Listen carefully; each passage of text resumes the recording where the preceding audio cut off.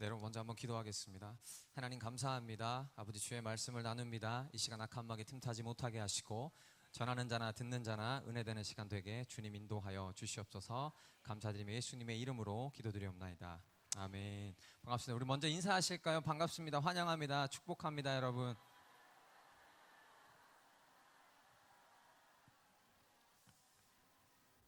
아이들 너무 귀엽지 않습니까? 그쵸? 네, 보면서 참 되게 흐뭇한 생각이 드는 것 같습니다.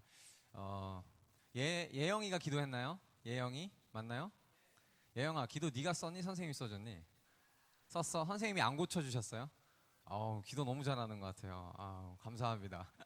아까 보니까 혹시 요 앞에서 전체 특송할 때 앞에서 율동하던 친구들 중1인가요? 네, 벌써 저기도 계급이 존재합니다. 그쵸? 네. 나이 좀 먹었다고 안 하는 거예요. 하기 싫은 거예요. 예, 밑에 있는 동생들 하라고 시키고. 예. 찬양곡 선정은 누가 했어요? 야곱의 축복. 누가 했다고요? 예지 누나가 했어요. 선생님이 한 거 아니고요? 아니에요. 예지가 했어요. 좋습니다. 야곱의 축복 굉장히 아이들에게 어울리는, 네, 우리 중고등부 학생들 위해서 우리 박수 한번 주면 좋을 것 같아요. 아이들 너무 좋습니다. 네. 또 황금 가운 이렇게 입고 앉아있네요. 깜짝 놀랐네. 적응이 안 돼가지고 제가 오늘 설교를 하라고 그러셔가지고 좀 걱정했어요. 제가 이렇게 저 단상에서 제가 지금 사역을 한 지 이제 한 9년 차, 10년 차 되는 것 같은데 9년, 10년 동안 제가 저 단상에서 설교를 한 게 10번이 안 됩니다. 전 항상 이렇게 설교를 많이 했었거든요. 근데 아까 우리 방송실 집사님 오셔가지고 목사님 오늘 이렇게 해서 아이들이 뭐 한다고 그래가지고 그렇게 해야 될 것 같아요. 그래서 제가 하나님 감사합니다. 제가 저 단상에 서면 손을 어떻게 해야 될지 모르겠어요. 제가 좀 이렇게 설교할 때 좀 많이 움직이고 이렇게 제스처가 많은 편이라 가지고 근데 오늘 너무 감사하게도 제가 설교하기 너무 편한 환경이 이렇게 허락되어져가지고 네, 오늘 은혜가 임할 줄로 믿습니다. 네. 아이들을 바라보면서 참 많은 생각이 드는데요. 우리가 신앙을 지키는 것이 점점 더 어려워지는 시대 가운데 살아가고 있어요. 그렇죠? 솔직하게 말씀드리면 여러분은 별로 힘들지 않습니다. 여러분 시대는 이미 여러분들 수십 년씩 신앙생활 하셨고 이미 여러분들 다 터전을 잡고 계시고 여러분들이 꼭 굳이 신앙생활 하는 데 있어서 어떠한 핍박이나 비난이나 어떤 어려움에 직면하실 수 있는 일이 별로 없어요. 그런데 이 자리에 함께하고 있는 우리 10대들이 앞으로 살아가야 될 세상 가운데서는 이 아이들이 신앙을 지키고 살아가는 것이 굉장히 힘들고 어려운 시대가 되었어요. 그래서 그럼에도 불구하고 이렇게 어렵고 힘들고 아픈 시대 속에서도 여전히 우리를 하나님의 사람으로 부르고 계시는 그 예수 그리스도의 부르심에 대해서 오늘 말씀을 통해서 여러분들과 좀 나누어 보려고 합니다. 오늘은 마가복음에 있는 말씀이에요. 간단하게 좀 간략하게 우리 아이들을 위해서 좀 설명을 드리자면 마가복음은 마가라 하는 요한, 사도 마가 요한이 쓴 책입니다. 주로 이제 기적과 사건 위주를 기록한 복음서고요. 그리고 사복음서 있죠, 여러분. 성경 캠프 하면서 배웠죠. 사복음서 뭐뭐 있어요, 중고등부? 마태, 마가, 누가, 요한. 이 네 가지 중에서 가장 먼저 쓰여진 책으로 우리가 추정을 합니다. 그리고 예수님의 십자가 고난과 부활에 대해서 복음서 중에 가장 심도 있게 다루고 있는 책이 바로 마가복음입니다. 오늘 이제 본문에서 어떤 내용이 등장을 하냐면 예수님께서 자신의 정체성에 대해서 명확하게 드러내시면서 동시에 자신의 사명에 대해서도 제자들에게 알려주고 계십니다. 자신의 정체성을 드러내시는데 먼저 제자들에게 물어보세요. 27절에 물어보시죠. 사람들이 나를 누구라 하느냐 이렇게 물어보세요. 그러니까 제자들이 엘리야라고도 하고요. 세례 요한이라고도 합니다. 그러니까 예수님이 한 번 더 물어보십니다. 그러면 너희들은 나를 누구라고 하느냐? 그러니까 베드로가 대답을 하죠. 주는 그리스도이십니다. 다른 복음서에 보면 주는 그리스도시요 살아계신 하나님의 아들이십니다. 이렇게 표현을 했다고도 되어 있습니다. 그렇죠? 바로 예수 그리스도께서 자신의 정체성에 대해서 제자들에게 드러내시는 거예요. 자기가 어떠한 사람인지에 대해서. 여러분들도 예수 그리스도가 어떤 분이신지 여러분들의 삶 가운데 여러분의 인생 가운데 예수님이 어떻게 역사하고 계시고 예수님이 여러분들에게 개인적으로 어떤 분이신지를 주체적으로 고백할 수 있어야 돼요. 베드로가 했던 것처럼 예수님은 구원자지, 예수님은 놀라운 분이시지, 이것이 아니라 내 삶 가운데 고백되어지는 예수 그리스도가 어떤 사람인가, 예수님께서 나에게 개인적으로 어떤 의미가 있는지에 대해서 여러분들이 주체적으로 고백할 수 있는 신앙을 가지셔야 돼요. 베드로가 그랬던 것처럼. 그래서 예수님이 자신의 정체성을 드러내시는데요. 중고등부 예수님의 사명이 뭘까요? 예수님이 이 땅 가운데 오신 이유가 뭐였을까요? 여러분이 알고 있는 거 맞아요. 크게 얘기해요. 뭐예요? 뭐라고요? 지금 저한테 얘기하는 거 맞죠? 뭐라고요? 인생아 뭐라고?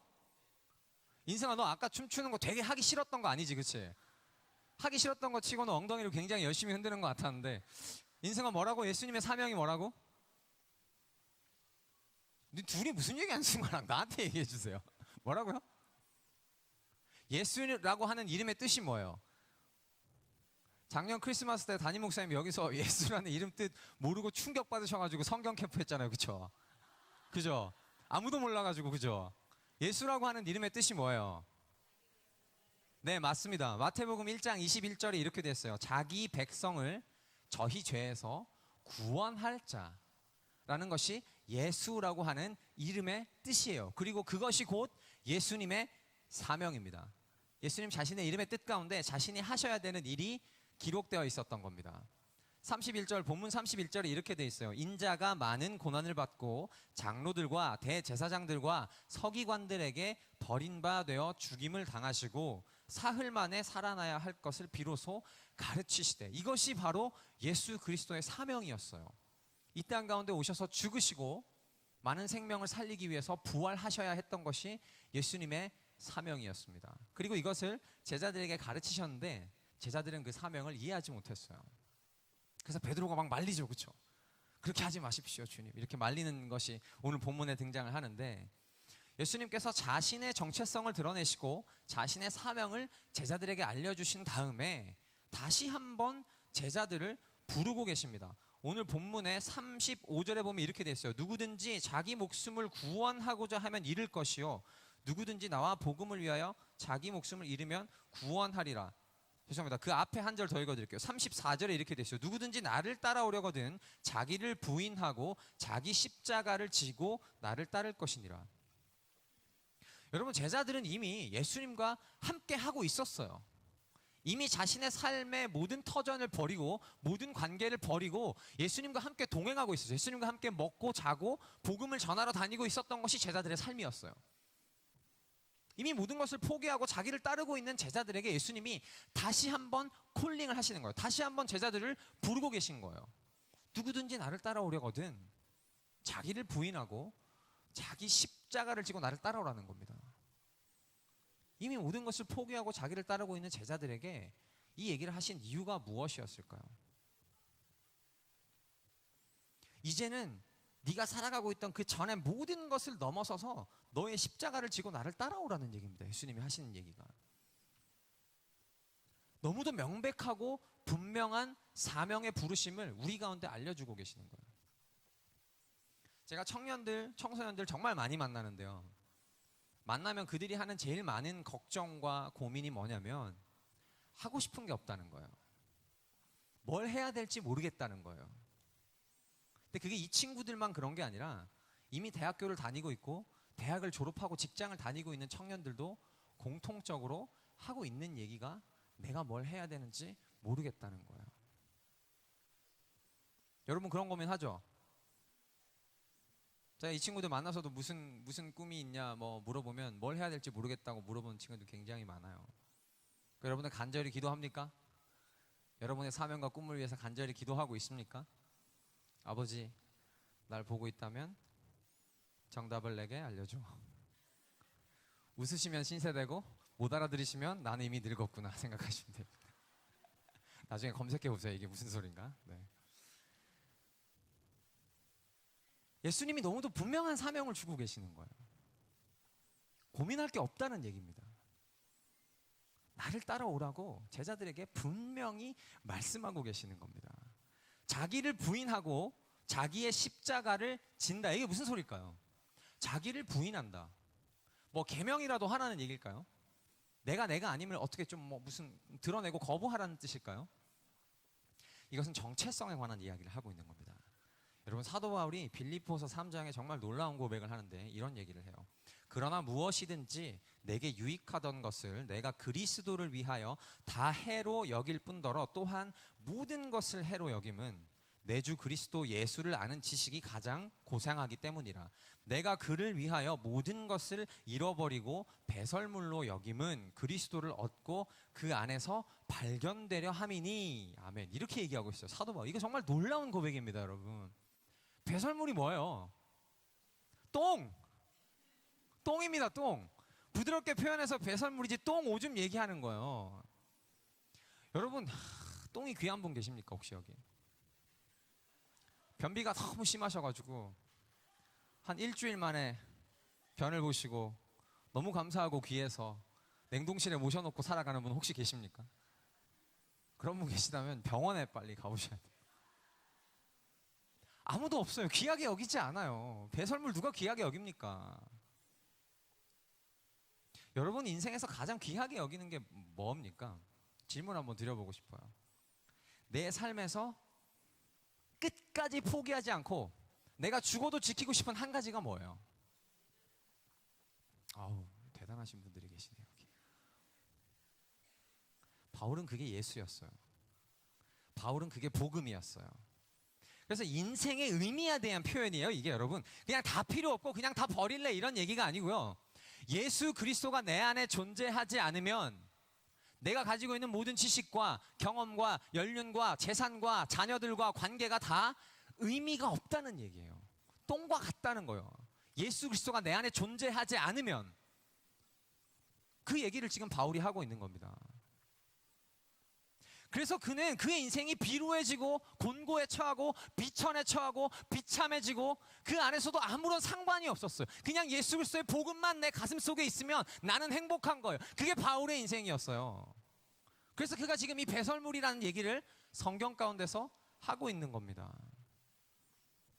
만약 지금 여러분의 인생에서 복음이 사라진다면 그것은 어떤 의미가 될까요?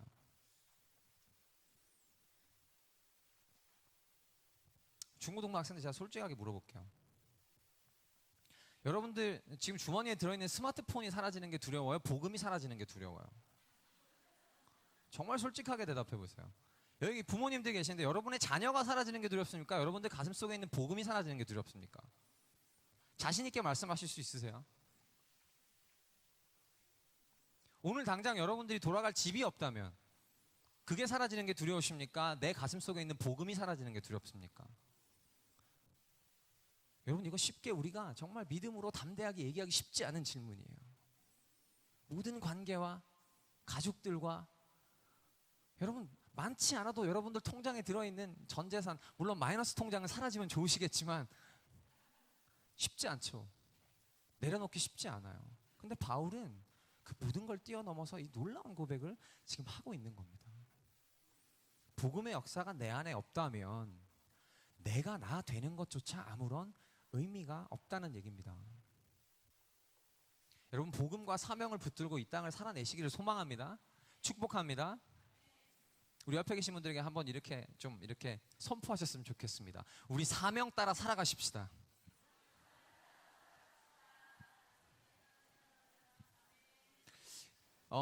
별로 아직 이루어 놓은 게 없으니까 내가 포기할 수 있지 않을까 이런 생각이 드실 수도 있어요.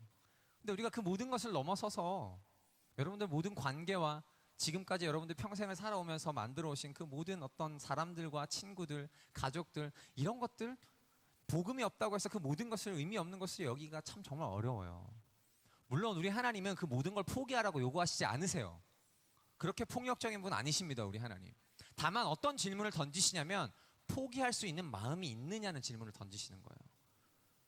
네가 자녀들보다 나를 더 사랑하느냐? 중고등부 여러분 게임보다 예수님 더 사랑하느냐? 이런 질문을 던지시는 거예요. 여러분 좋은 대학 가는 것보다 예수님 더 사랑하실 수 있어요? 그런 질문을 예수님께서 던지고 계신 거예요. 여러분, 우리는 아브라함과 이삭의 이야기를 통해서 하나님이 어떤 분이신지 너무 잘 알고 있어요. 하나님 실제로 이삭을 죽이려고 했던 분이 아니었어요. 정말 아브라함에게 그렇게 귀한 100세에 얻은 아들도 나를 위해서 포기할 수 있는 마음이 있는가 없는가, 그 마음을 하나님께서는 보시는 겁니다.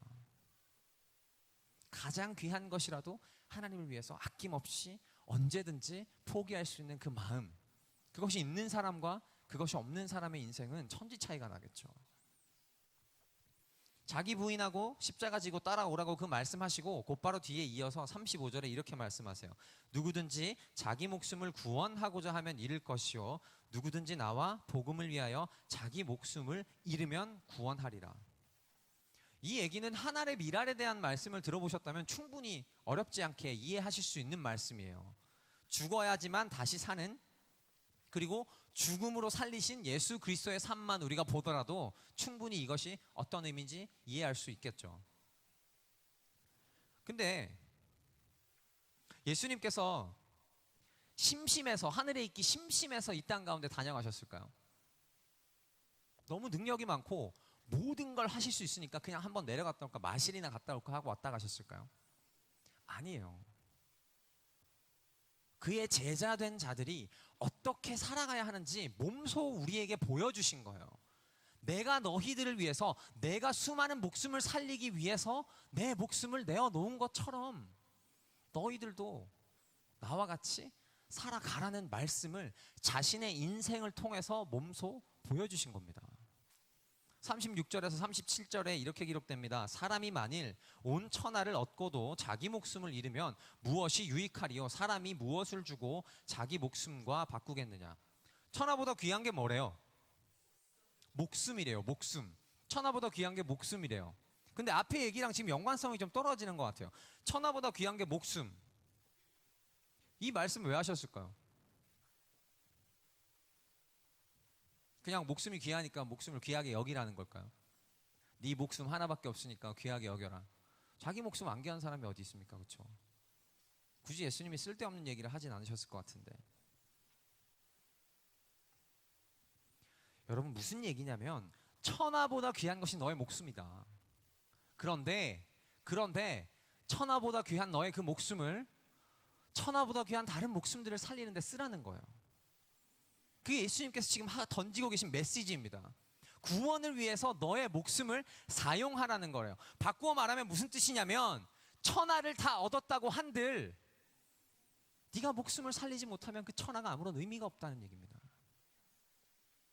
여러분, 세상에서 아무리 성공하는 거 의미 없습니다. 소용없습니다. 바울이 모든 것이 배설물과 같다고 했어요. 예수 그리스도를 떠난 인생은 모든 것이 배설물과 같다고 바울이 얘기를 하고 있습니다. 여러분, 우리 인생은요, 저와 여러분의 인생은요, 어떻게 설계되어 있냐면 우리의 목숨을 바쳐서 다른 목숨들을 살려야 되게 설계가 되어 있어요. 우리가 살아야 하는 방향이 성경에 분명하게 기록되어 있어요. 제가 하는 얘기가 아니고 예수님께서 하신 얘기예요. 우리가 살아가야 하는 방향성은 거기에 있다고 예수님이 분명하고 명확하게 성경에서 말씀하고 계십니다. 그게 우리 인생의 설계예요. 여러분, 설계대로 살아가고 계십니까? 여러분, 자동차는 어떻게 설계되어 있습니까? 가게 설계되어 있어요. 그렇죠? 이동하게 설계되어 있어요. 빠른 속도로 이동하게 설계되어 있어요. 근데 그 자동차를 숙소로만 사용을 하는 사람이 있을까요? 그 자동차를 타지는 않고 자신이 음악을 감상할 때만 차에 가서 음악을 듣고 내리는 사람이 있을까요? 그런 사람을 우리는 바보라고 부르죠. 아닙니까? 되게 똑똑한 사람입니까? 우리 인생은요, 사람을 살리는데 사용되어지게 설계되어 있습니다. 그래서 우리 인생은요, 내가 구원을 받아서 와, 나 구원 받았다, 행복하다, 나는 천국 간다, 여기서 끝나는 인생은 그건 하나님께서 원하시는 인생이 아닙니다. 예수님께서 그걸 위해서 죽으신 게 아니에요. 예수님께서 자기 목숨을 우리 가운데 대속물로 주신 목적이 뭐였어요? 많은 사람들을 구원하시기 위해서 우리에게 자기 목숨을 주셨다는 거 믿으십니까? 믿으십니까?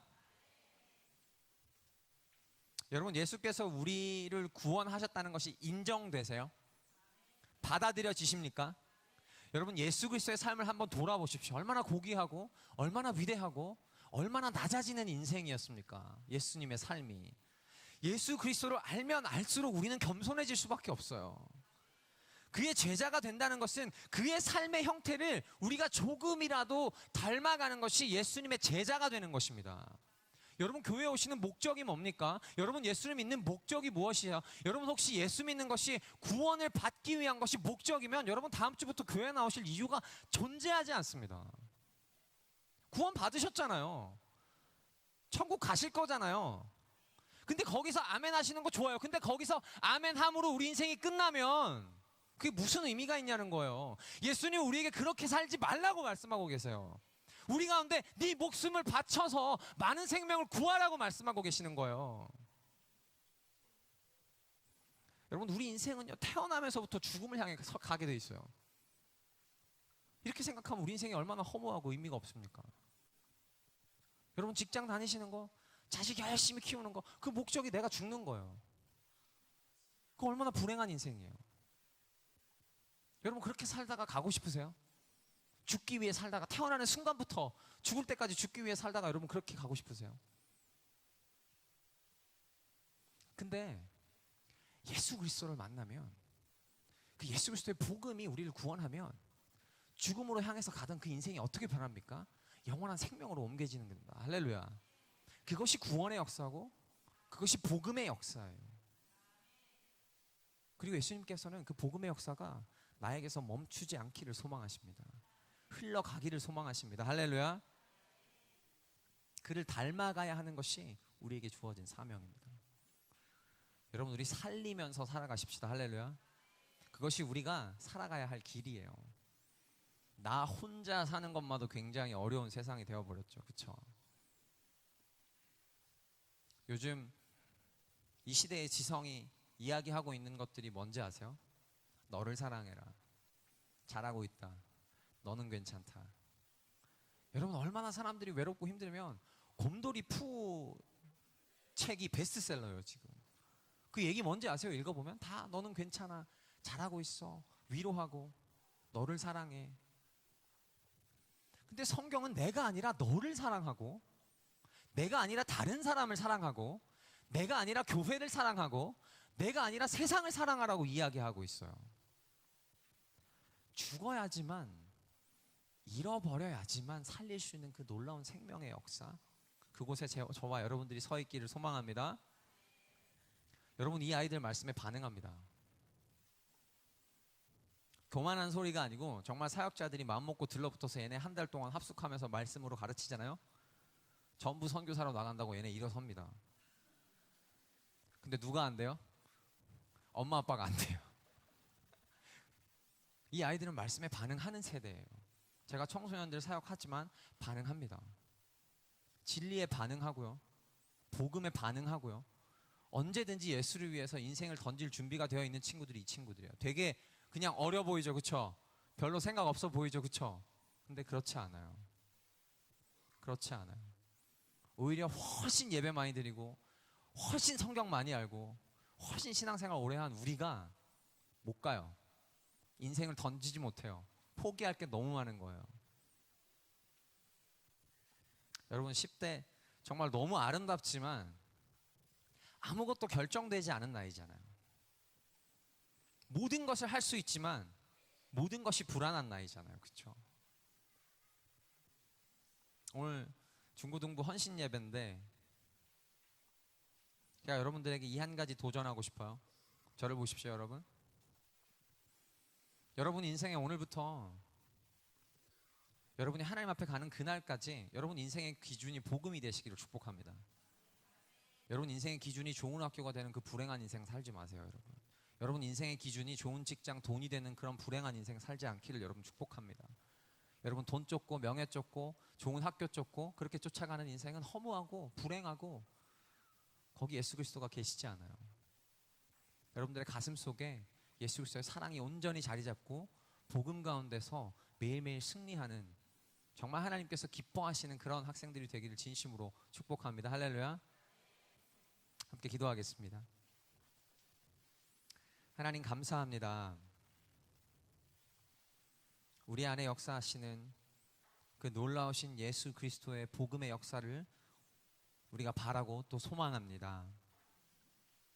하나님 비록 연약하고 부족한 우리의 모습이지만 매일매일 우리의 살아감에 있어서 하나님을 의지하게 하시고 그 복음이 나를 구원했다는 확신을 가지고 매일 예수 그리스도를 전하며 살아가는 그런 놀라운 인생들이 될 수 있도록 주님 인도하여 주시옵소서.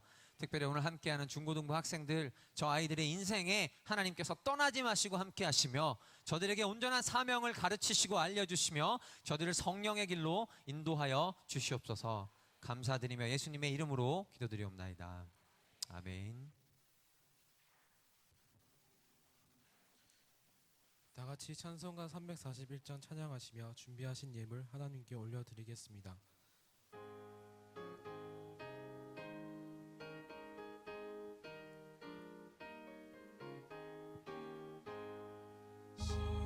십자가를 내가 지고 주를 따라갑니다.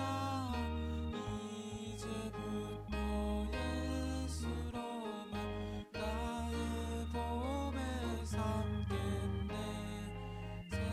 세상에서 부귀영화 모두 잃어버려도 주의 평안 내가 받고 영생 복을 받겠네. 주도 곤욕 당했으니 나도 곤욕 당하리. 세상 사람 환상하나 예수 진실합니다. 예수 나를 사랑하사 빛난 얼굴 보이며 원수들이 미워해도 염려할 것 없겠네. 내가 핍박당할 때에 주의 품에 안기고 세상 고쳐